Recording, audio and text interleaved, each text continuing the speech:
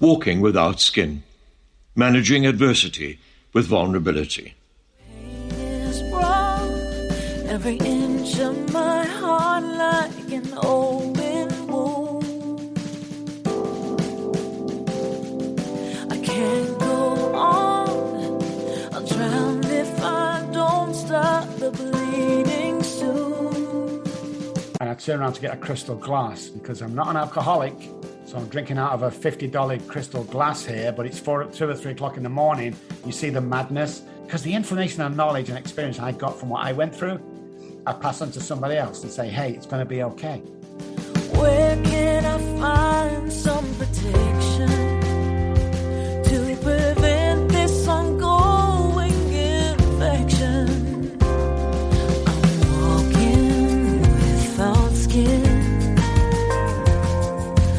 walking without skin. You are listening to Walking Without Skin, the show where we encourage our guests to be vulnerable, to share their voices with authenticity, to tell their stories from the heart. We will talk about hope and recovery, about overcoming loss, changes, challenges, and adversities. We will walk without skin. How will I know when it's safer? When every step feels like sandpaper, I'm walking without skin. I'm walking without skin. And here is your host, Lois Wagner.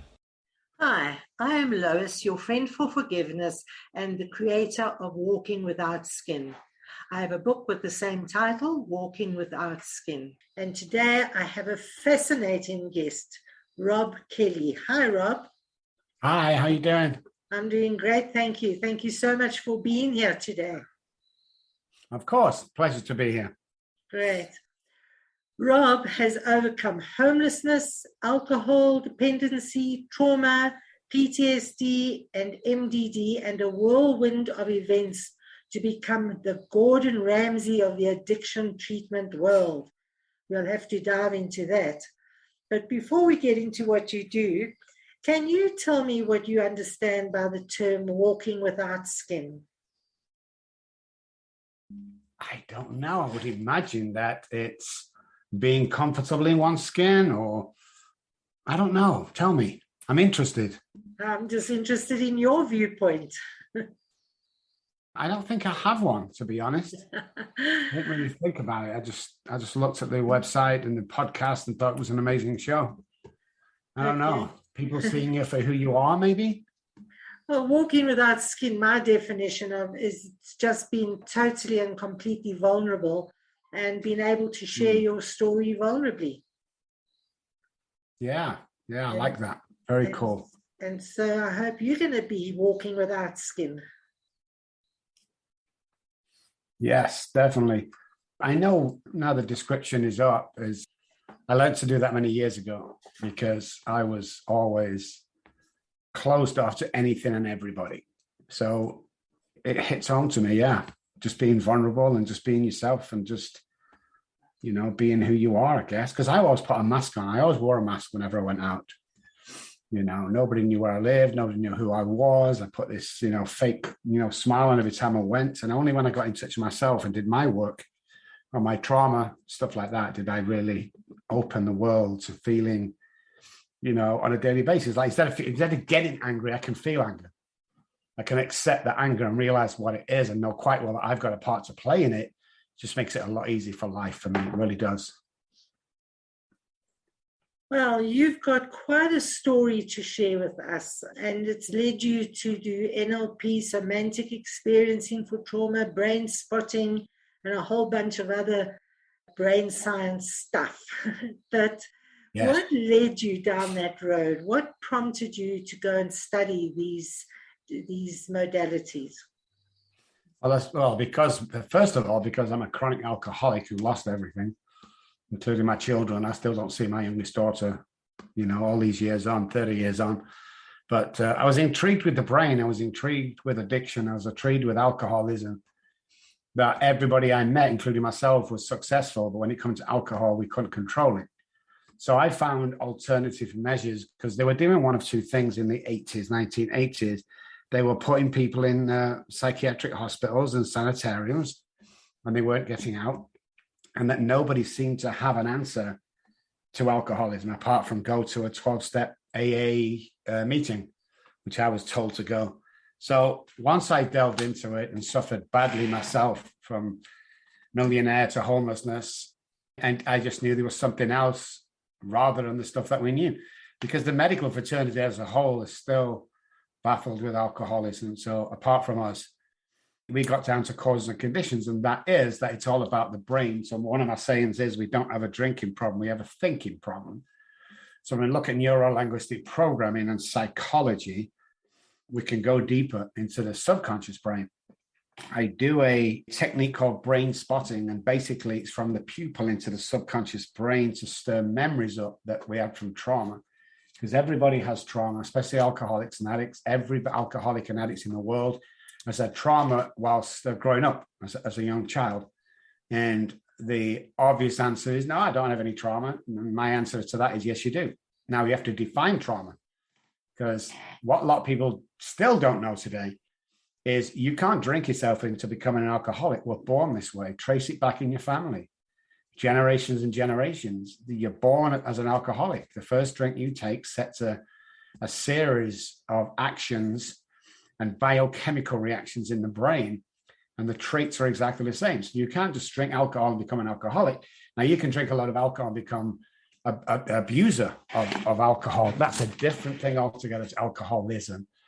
Alcoholism described as 1% alcohol, 99% trauma. And once you understand that, then we've got to look at central nervous system, which is somatic experience. It's been around for years and years, but it's just come to fruition over the last 10, 15 years. Is let's look at what the body part plays with the mind, especially when it comes to addiction, is how we can spot and relapse many, many days before we actually take a drink or drug. And that's what we got into here at Robb Kelly Recovery Group. Is let's look at that. Let's look at the neuroscience and study the neuroscience. And that's what we've been doing for almost 30 years. So we're kind of different to anybody else. You don't stick in a treatment center. We're not going to give you pills for your disease. We're going to get down to the cause and condition and find out why you hate yourself so much that you have to self-sabotage. And that goes for depression. It goes for multiple other illnesses that people want to give you medication for. And there's no reason to dope anybody up that's already got a problem with addiction, with pills and alcohol. So what made you hate yourself so much that you went down that road? Trauma, my childhood trauma. I was told to lie from an early age. I grew up on the projects. We never had any money. What I hear and saw around me, there was child abuse, not sexual, but verbal, and situations I was put in that was child abuse. Being dropped off at other mum and dad's friends and have to be naked all the time in the house, which I thought was a game at the time, which wasn't. Huge trauma for me. Always being picked last on the football team. Huge trauma for me. And suffering a little bit at school. I had no friends, didn't make friends easy. So all that combined with the first drink at the age of 9 set off that motion that always ends the same. If you have alcoholism in your family, it will kill you. But before it does that, if you don't get help, you will lose the girlfriend, the wife, the husband, the boyfriend, the house, the car, the job.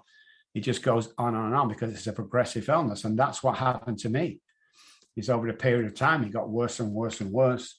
And eventually I did lose everything. Wife, kids, cars, houses, medical license. I lost everything. And then before I knew what day it was, I'm sat on the streets of Manchester back in the UK thinking, where the hell did that just go wrong? So the combination of all of that led to my pure chronic alcoholism.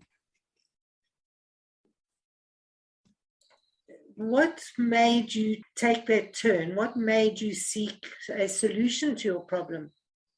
Well, I didn't make that conscious decision. I was on the streets for 14 months. I got very violent on the streets to survive. I was drinking day and night because of the pain of being abandoned. One of the number one reasons why alcoholics and addicts destroy themselves. Apart from trauma, is abandonment. So it was abandonment on the street. And after 14 months, I just dropped down to my hands and knees one day, and I just didn't believe in God or anything, but I did look up to the sky and say, if there's a God up there, I can't do this on my own anymore. And at 2, 3 o'clock in the morning, a guy come around the corner who'd missed his last bus off from Bible study.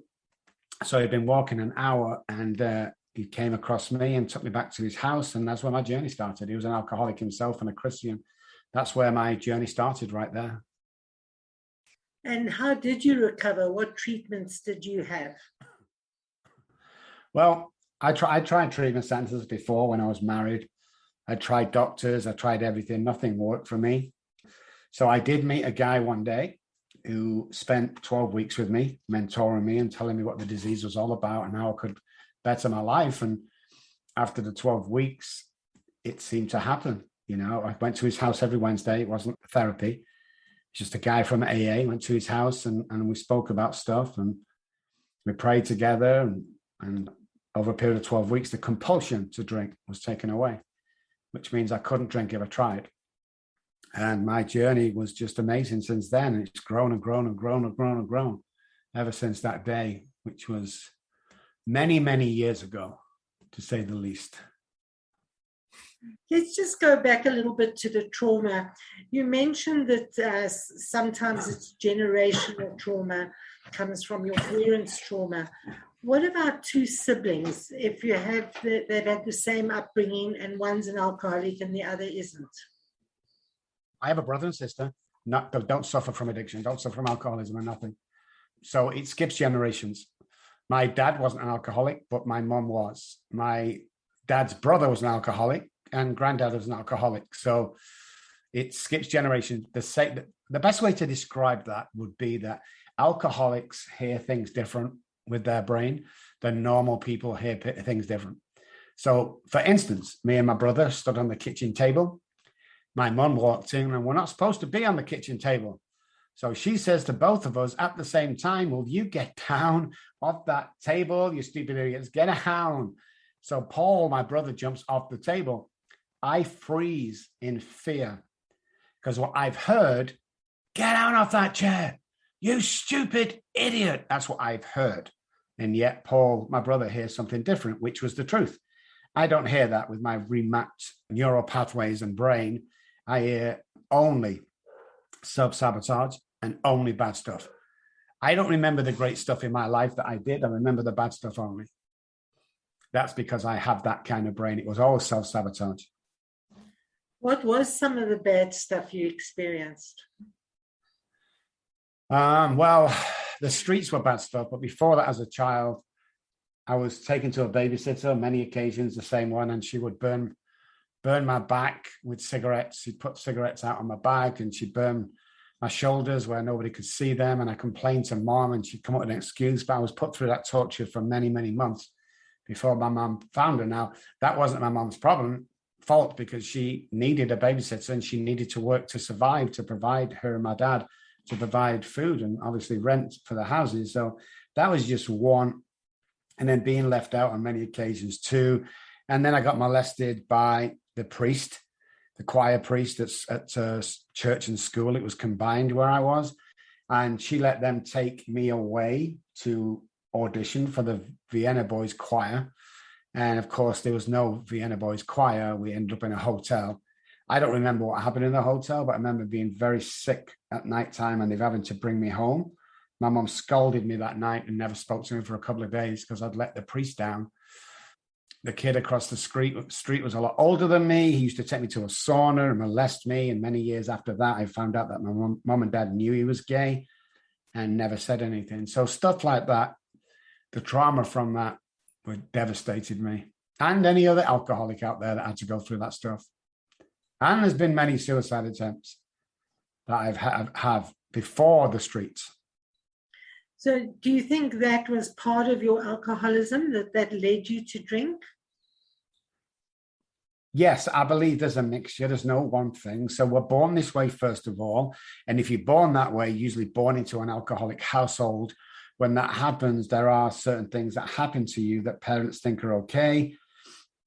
I remember once going to see, I have a therapist that I go and see all these years later. And I remember telling her one day that on more than I remember countless times, it would snow in Manchester and I had to walk to the school, which was about a mile, 2 miles away, with holes in my shoes and holes in my socks. And my mum used to put cardboard in them so that it'd keep the snow out. But after a mile walking, then the cardboard would be worn out and I'd have to walk on snow, you know, seeping through this cold snow through my shoes and my socks. And I told that in just a flippant way to my therapist. And my therapist saying, what was mum and dad doing every Friday and Saturday night? And I said, they go to the bar every Friday and Saturday, Sunday night. And it went silent for a second. And she said this, did mum and dad have holes in their shoes? And it made me think that so much trauma there that they would put alcohol and a good time before their 12-year-old child, 13-year-old child of going to school. And everybody in my school don't have nowadays satchels or briefcases. In the early days, nice brown briefcase with a strap on it. And my mum and dad could never afford that. We were poor, lower middle class, maybe, I don't know, just on the breadline probably. But I did get one. And I found out it was my mum won it on bingo, playing she'd won this prize. And that's the only reason why I got it. And that, again, was just absolutely devastating. And I went for art therapy once and they told me to draw something that devastated me. And I did. And what that was a briefcase, a brown briefcase in the snow, because they couldn't go out and buy me one. You know, it always had to be winning bingo or drinking or whatever it may be. It was just, I took that really bad. And we lived in a real bad area, you know. So when guys from kids from school would ask me, do you want to come play football tonight? My dad's taking us.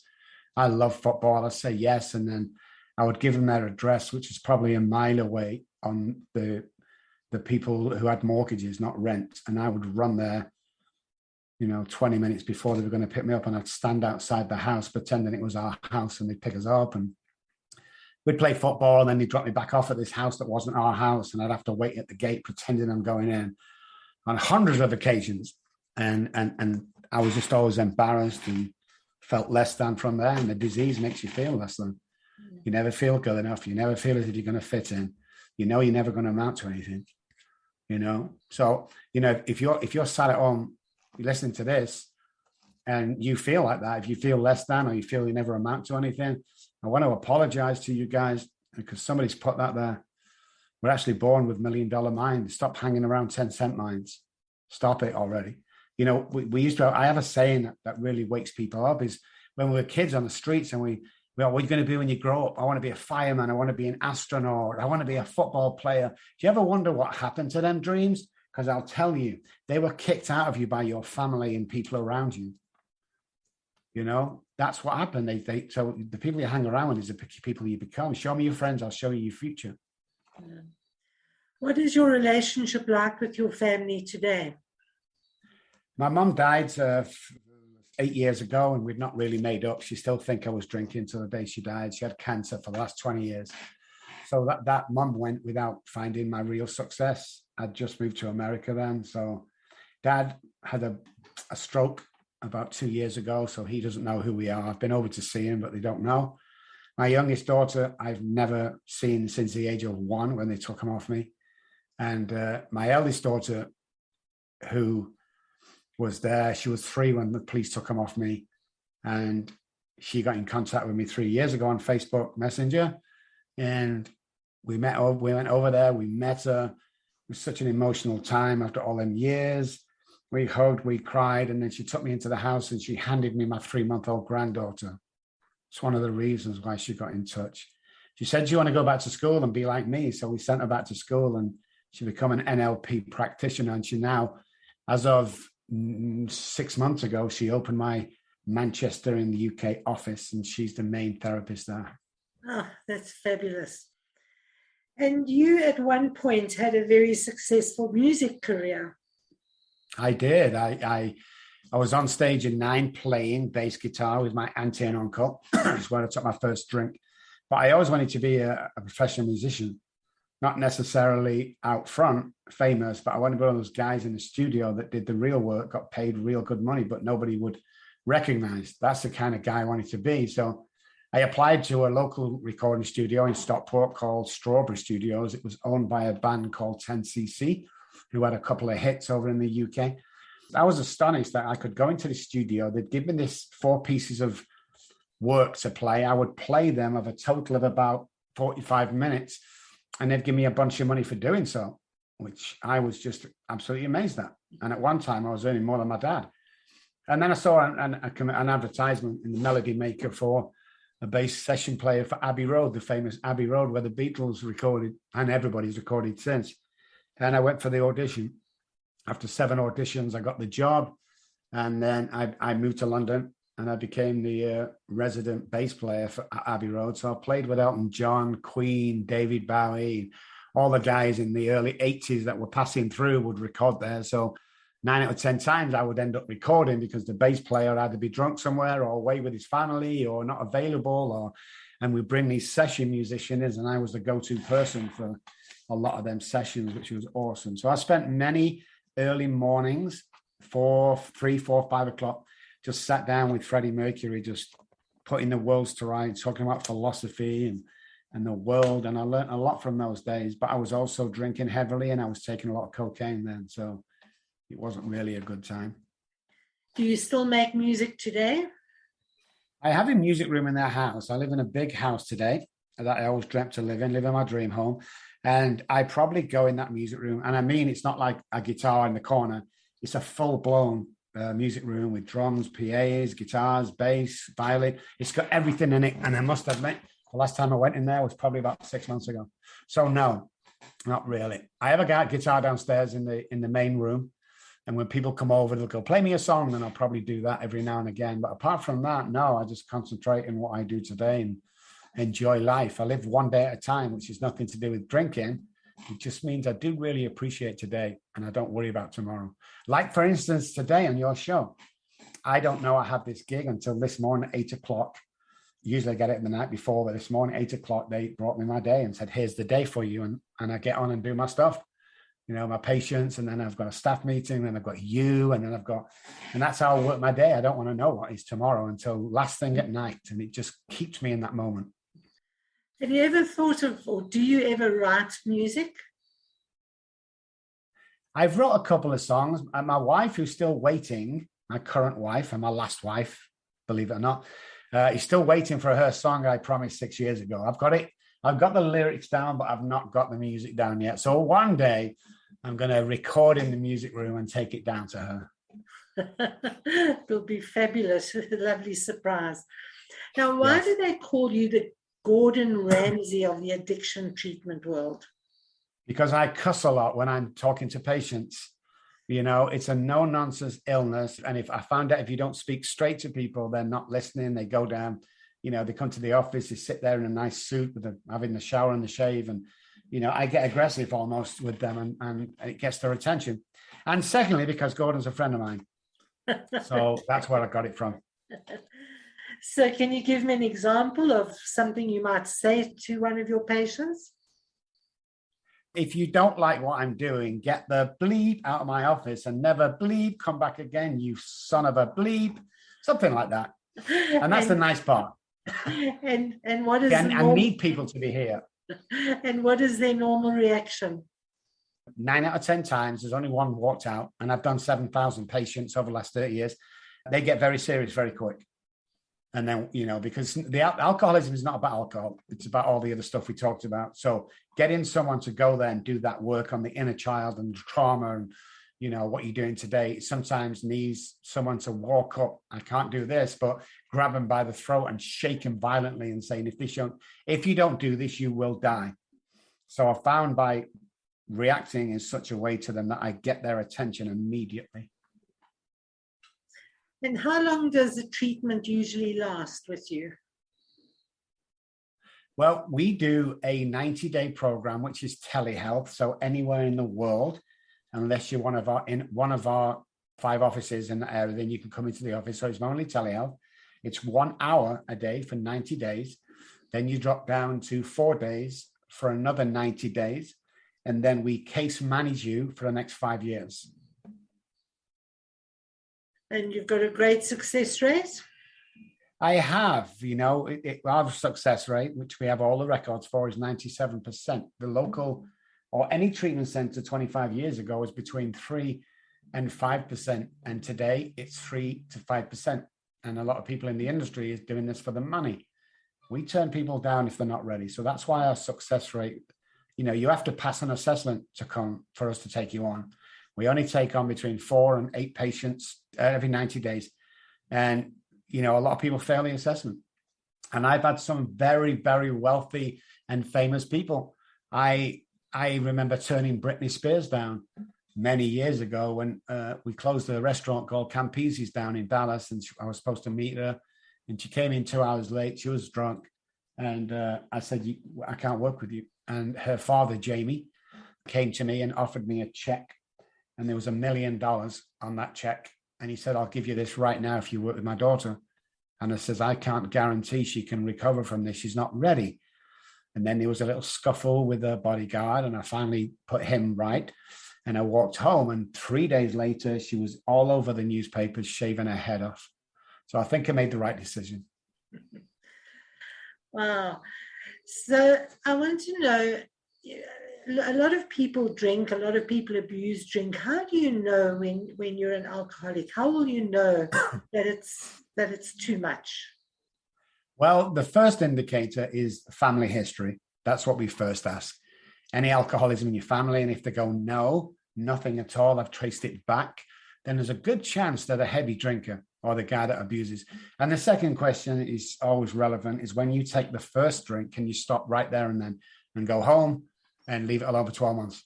And they say no. And that's the definite, for us, indicator that you're an alcoholic. Although, would you believe, Lois, that alcoholism is the only self-diagnosed illness in the world? We come up with that many years ago. 10 DUIs or drink driving things do not make you an alcoholic, because the doctor said you're an alcoholic does not make you an alcoholic. There's certain traits and there's certain behaviors and there's certain, past history, trauma and hereditary in the family tree that also qualify. So all them put together is usually a good indicator. But by the time they come to us, they've probably done about 2 or 3, 4 treatment centers before, and it's never worked. We had one lady about 2 years ago that came to her, and she was only 26, but her father had spent over $1 million on treatment centers, going to the best treatment centers, come out relapsed. That girl, I can't remember when it was 2 or 3, 4 years ago, but she's still sober today, and she's have a great life. She got married, she has children. It's just amazing to see her grow, because like I said, that people don't realize it's not about the alcohol. Well, if I could just stop drinking, all my problems would be over. No, one of the reasons you're drinking is to get rid of them problems, but they're all there when you come around again the next day.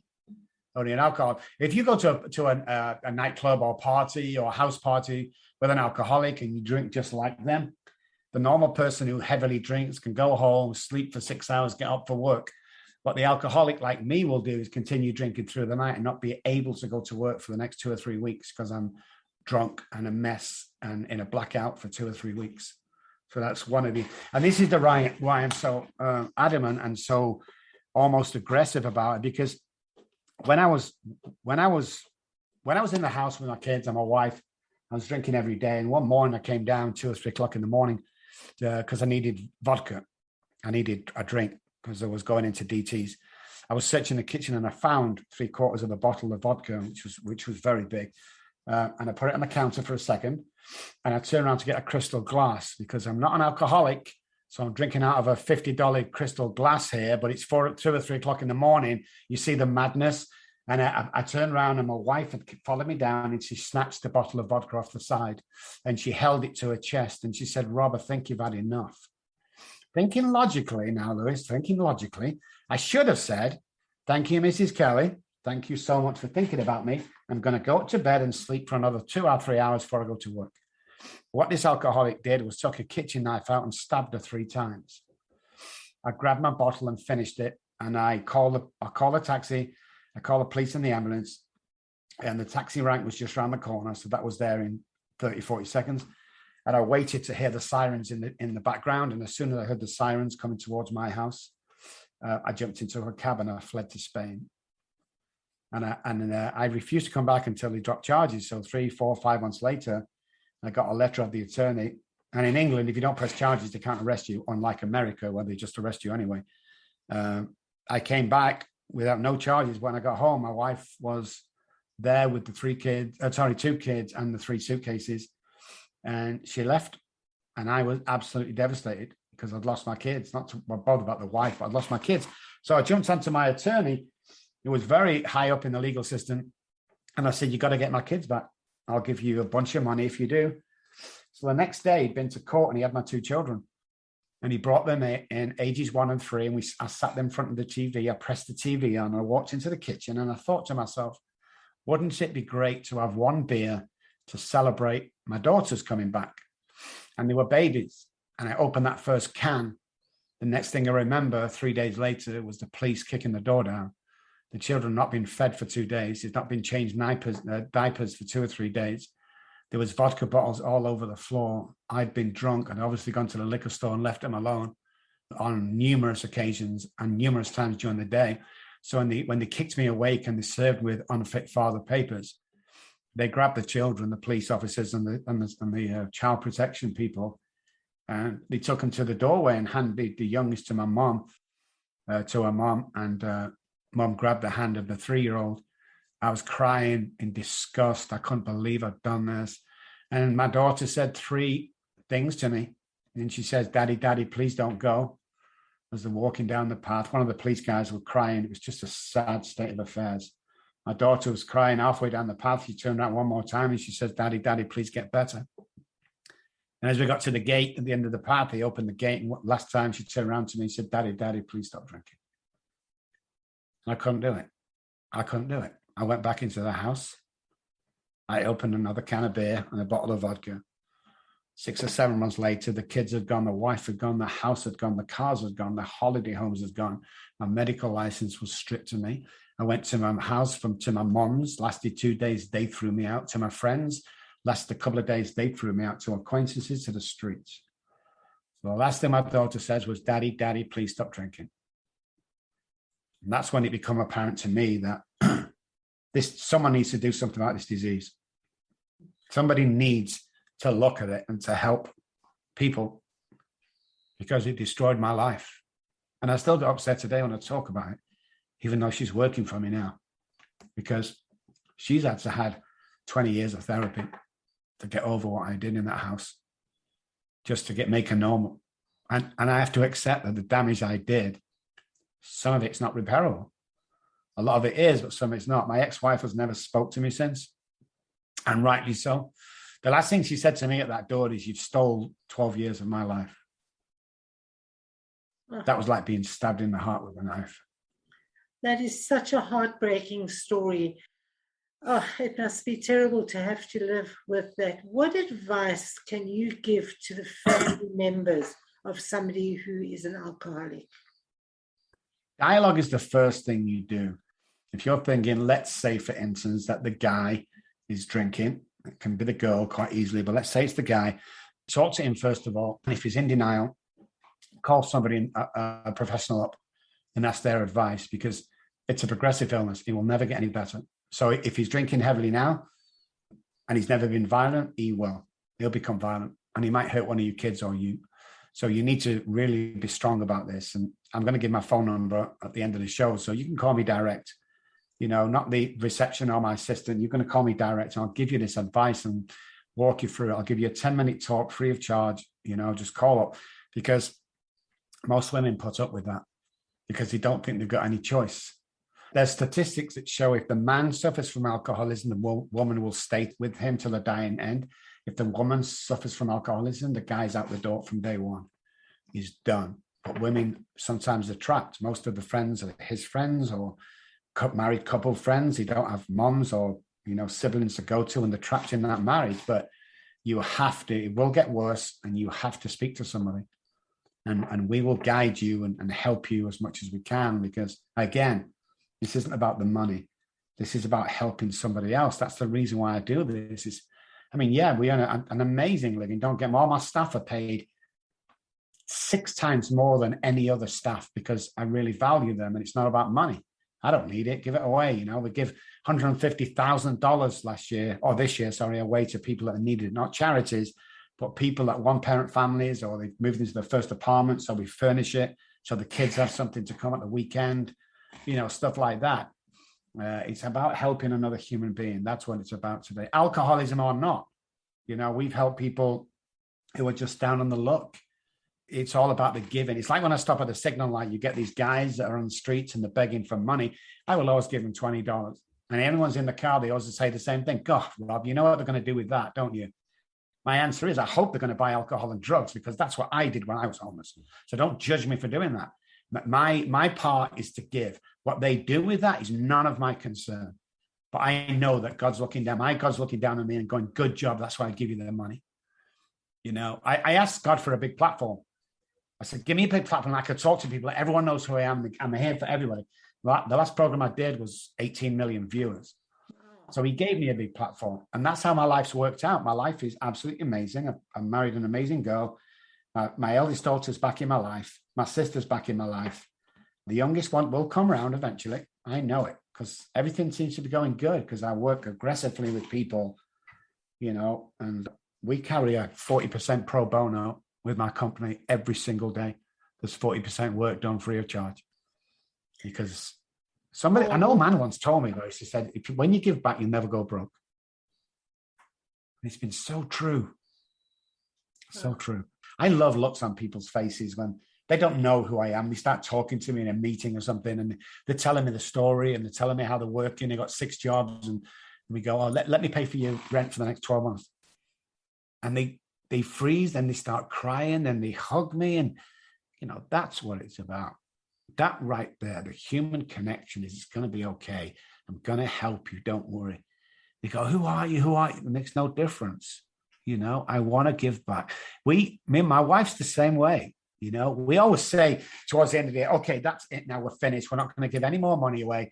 And only this morning did the cleaner come around to our house to clean, and she's in tears.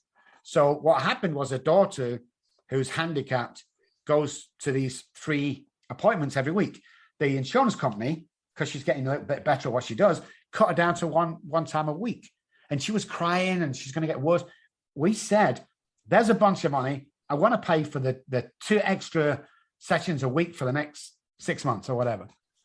I mean, she couldn't even stand. She was so emotional when we told her that. I mean, it's like, I don't know. It's like 700 or 800. I don't know how much it is, but you can't put a price on a kid getting well. I mean, I don't get it, you know. I mean, I hate the insurance companies. We don't deal with insurance. It's just a bunch of, you know what, as Gordon Ramsay would say. But just to be able to be blessed, to miracle after miracle, to be in that position to help people is one of my biggest joys today. Well, you're a true angel. If you could have a billboard on the side of the road, what would you put on the billboard? It's going to be okay. And it always is. Yeah. I always say to people, look, I'm going to spoil the ending for you right here. When they come to me and they're homeless, I'm going to spoil the ending right here. It's going to be okay. You know, it's like, people often ask, what would you go back and tell your 16-year-old self? It's going to be okay. Everything usually works out. I mean, I went through this rough period, and millions do. The homelessness, the starving to death, the 6 suicide attempts. On 2 occasions, my heart stopped. I was dead, and they brought me back to life, which I hated them guys for. But at the end of the day, when I look back, when I'm in the position I am now with the wealth that I have today, people come up and go, Dr. Rob, you don't understand me, because I'm going to talk about homelessness. I go, check. Well, I'm going to talk about my kids being taken. Check. It's like I've been through all this stuff, that time on the streets and everything that happened around it. When I look back now, it's like a semester at the best university in the world, which would be Harvard or something like that. Because the information and knowledge and experience I got from what I went through, I pass on to somebody else and say, hey, it's going to be okay. You know, how bad do you want to be successful? Because success in itself there's no difference between me on the streets and the guy in that building, the CEO of a multi-million-dollar company. The only difference is he believed he could do it. I didn't. So when I started to believe in myself was the first big one for me. And secondly, when I stopped giving a damn what other people thought of me was the second biggest, blinkers off in my life. And that you can really literally do everything. Quantum physics tells us that. Once you can visualize something, you can hold it in your hand. And if you don't, shame on you. It's that easy. But we're fearful. We're scared to do it. What if I fail? Or what if you don't? That's what my sponsor told me. I said, I'm thinking of going to America. What if I make a fool of myself? What if you don't, Rob? It's like, wow. What do you mean, what if you don't? Wow. It's like when I first come here, I hung around the only first guys I knew, which were no good guys. And I said to a bunch of them once, I'm thinking of writing a book. And they all went, don't stupid. Can't write a book. You've got to be an author to do that. So I never wrote a book. About 3 years ago, I'm hanging around the new guys now. I'm in San Antonio, not Dallas. And I said to my guys around here, there's about 5 or 6 of them, I said, I'm thinking of writing a book. And their reaction was, what? We thought you already had a book out. Oh my God, I would read, I would buy that. So I wrote a book. Show me your friends, I'll show you your future. Don't surround yourself with anybody that tries to bring you down. It just doesn't work. Hang around. If you're on 40,000, you want to earn 60, hang around the guys that earn 60. If you want to be happy with life, hang around the guys that are happy. If I had a frown on my face and walked in, there's 10 people in the room, 10 people are going to frown back. If I walked in the same room, same people with a smile on my face, 10 people are going to smile back. That's the way you have to look at life. It's going to be okay. What you're going through right now is training for your big day. I'm 60 years old now, and this is the only time in my life I've been extremely free, wealthy, giving back as much as I can and helping people. It's all been leading to this. So how can I get up without a smile on my face every morning? We have 3 English bulldogs and 2 cats and a fish. It's like Noah's Ark in our house. But all that joy, they're all rescues. Every single one of them are rescue animals. And we just absolutely love our life today. What is the name of your book? The last thing my daughter said to me, it's called Daddy, Daddy, Please Stop Drinking. It's on Amazon. And if you're in America, it's in Walmart. And I always say it's $9. If you get the book, on all that money, by the way, or not, the profits will go to charity. No, all the $9 you spend on that book will go out to one-parent families, people in recovery, depressed, want a new start in life. Every single cent that you pay on that $9 goes out. We don't see nothing of it. That's the only reason. The second thing I want to say, if you buy the book and hate it, tell me, find me on social media. I'll send you your money back. So it's a win-win situation. And when you've read it, please pass it on to somebody else. Right, thank you for that. Rob, I've got a campaign called Be Brave, and it's designed to help eradicate toxic masculinity and gender-based violence and sexual violence. What does the term brave mean to you? Brave is, when I'm brave, I'm courageous. And when I'm courageous, I'm free. Being brave is standing up for what you think is right or what I think is right, and standing there. Because I got a lot of stuff, a lot of threats of people when I came to America doing my stuff and saying people can get well. But I stood up brave, and I didn't worry what people thought. I knew there was a better way. I knew that people who touched my life would go away better. And so brave, courageous, not cowering down from nobody.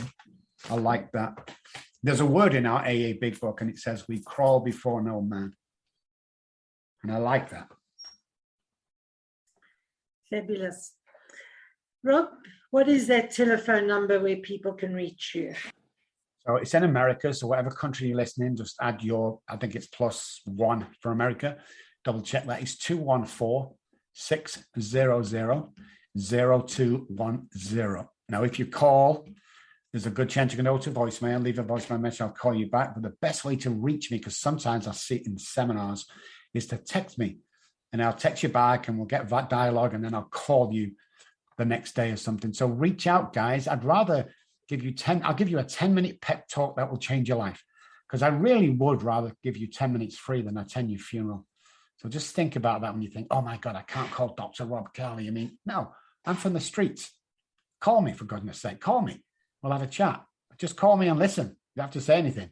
Just help one another. That's all. That's what it's all about. And if you want to look at what we do. Spell our name with 2 B's, ROBBKELLY.com is the website. Go and visit there. And if you ever call, we're never going to sell you anything. We're not all about that. We're about helping people with their problems or giving them advice. Because when I do that, I can sleep very, very nice at nighttime. Thank you. And I invite all the listeners to reach out to me as well at walkingwithoutskin.com, where you can get a 30-minute free discussion on your healing journey from whatever it is that you have faced, whatever your traumas or adversities are. So any last words of advice for our listeners, Rob? Life is too short, guys. I always say this. Last night I went to bed. I was 16. I woke up this morning. I'm 60. And if you are the same age as me, you'll know exactly what I'm talking about. So guys, if you're under 60, if you're 20s, 30s, 40s, 50s, life is too quick. Do that thing that you always promise yourself you do. Do that thing that's on your mind with the family that you promised them one day. Make it happen ASAP. Live life to the full. Smile often. Compliment 3 people every day, because what happens when you compliment people is dopamine is released into our brain. I'm an alcoholic. I love dopamine. So compliment people every day and go out tomorrow, please, and make this world a better place. And I invite everybody to speak to Rob, to speak to me, and to fly free. Thank you for listening to Walking Without Skin. We would love your feedback, opinions, suggestions, and ratings.